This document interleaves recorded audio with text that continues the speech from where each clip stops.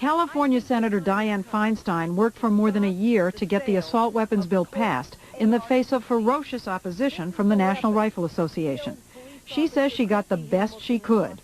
If I could have gotten 51 votes in the Senate of the United States for an outright ban, picking up every one of them, Mr. and Mrs. America, turn them all in, I would have done it. I could not do that. The votes weren't here.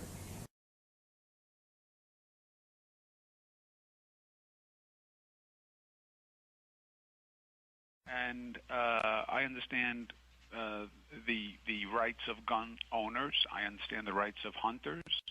As you know, I have a gun. It's a shotgun, is that right? Shotgun, right. Yep.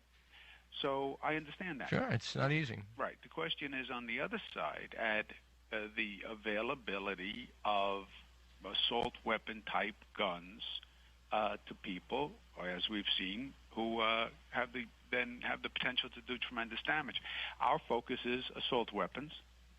What is an assault weapon?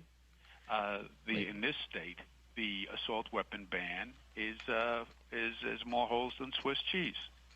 Although it's more restrictive than the federal ban, even the one that had been, I think, the one that expired. Yes. Yeah. It was a Pataki ban, so-called. Yeah, and it wasn't a ban, you know. It was a ban on certain types of semi-automatic rifles. Yeah, well, it defined an assault weapon more by cosmetics than capacity. So did the federal yes. law. Right. And then it grandfathers in anything pre-94, and you can't tell what's pre-94 because they don't have any dates or any serial numbers on the magazines.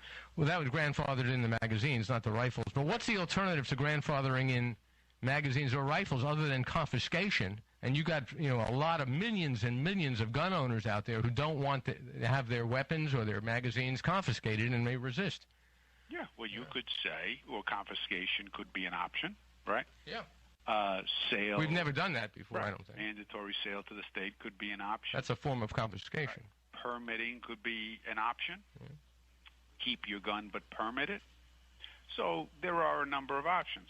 How about non-gun options to address violence? For instance, the fact that there are a great many mentally ill people out there who shouldn't maybe be able to get access to guns, or maybe should be identified more aggressively than they are now to make sure that they're kept away from guns. Well, look, I said right from the get-go that this was a complex issue. Right. I said it was about a culture of violence, especially among young people, especially with video games, etc., but a culture of violence. I said it was about the mental health system, because it's very true. You know, there's been some horrifying pieces of people who are just crying out for help dealing with a family member who has a mental health issue.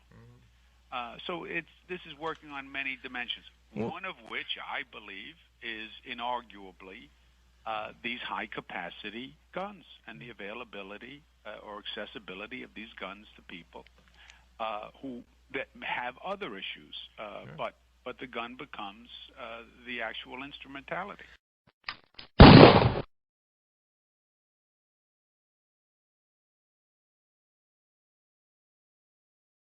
We made some bills better. I know we couldn't make everybody happy, but we did what we could to at least improve the process. Thank you. We will see everybody back on the budget cycle next week.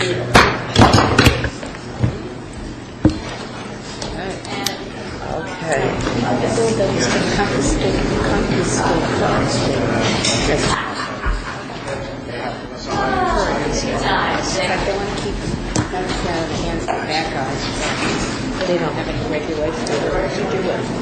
They don't care about the bad guys. All they want to do is to have their little guns and do whatever they want with them. That's the line they've developed. Yeah.